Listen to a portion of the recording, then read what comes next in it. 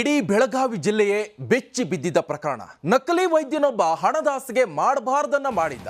ಆ ಪ್ರಕರಣ ಬೆಳಕಿಗೆ ಬಂದ ಬೆನ್ನಲ್ಲೇ ಆತನ ಕರ್ಮಕಾಂಡ ಕೂಡ ಬಯಲಾಗಿತ್ತು. ಆದ್ರೀಗ ಜಾಮೀನಿನ ಮೇಲೆ ಆತ ಹೊರಗೆ ಬಂದ್ರೆ ನಮ್ಮ ಜನ ಆತನಿಗೆ ಮಾಡಿದ್ದೇನು ಗೊತ್ತಾ? ಈ ಸ್ಟೋರಿ ನೋಡಿ.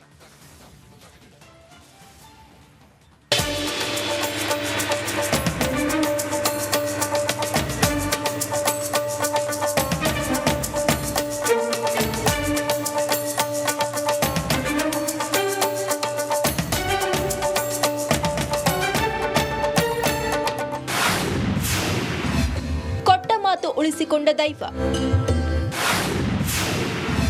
ಅಭಯ ಕೊಟ್ಟ 24 ಗಂಟೆಯಲ್ಲೇ ಕಳ್ಳ ಅರೆಸ್ಟ್. ಉಡುಪಿಯ ಚಟ್ಪಾಡಿ ಕಸ್ತೂರ್ಬನಗರ ಬಬ್ಬುಸ್ವಾಮಿ ಸನ್ನಿಧಿಯಲ್ಲಿ ಮತ್ತೊಂದು ಪವಾಡ ನಡೆದಿದೆ. ಭಕ್ತರ ಪ್ರಾರ್ಥನೆಗೆ ಒಲಿದು ಕೊಟ್ಟ ಮಾತಿನಂತೆ ಬಬ್ಬುಸ್ವಾಮಿ ದೈವ 24 ಗಂಟೆಯೊಳಗೆ ಕಳ್ಳನನ್ನ ಹುಡುಕಿಕೊಟ್ಟಿದೆ.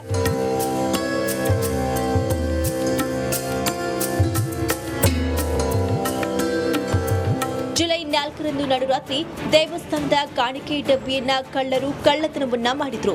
ಜುಲೈ 5ರಂದು ಕಳ್ಳತನ ಪ್ರಕರಣ ಗೊತ್ತಾಗ್ತಾ ಇದ್ದಂತೆ ಭಕ್ತರೆಲ್ಲ ಸಾಮೂಹಿಕವಾಗಿ ಪ್ರಾರ್ಥನೆಯನ್ನ ಮಾಡಿದ್ರು.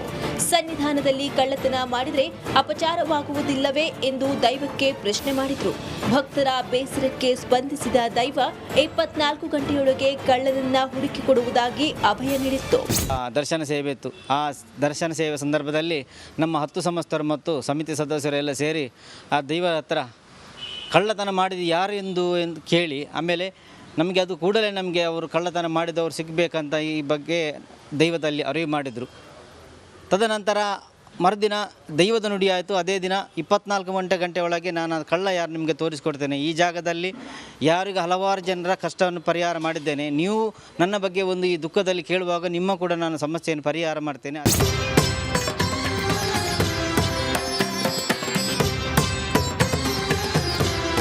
ದೈವ ಅಭಯ ಕೊಟ್ಟ ಮಾರನೇ ದಿನ ಕಳ್ಳ ಪತ್ತೆಯಾಗಿದ್ದಾನೆ.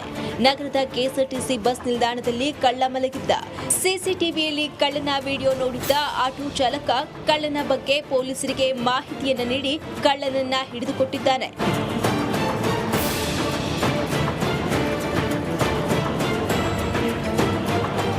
ವರ್ಷದ ಹಿಂದೆಯೂ ಸನ್ನಿಧಾನದಲ್ಲಿ ಪವಾಡ ನಡೆದಿತ್ತು.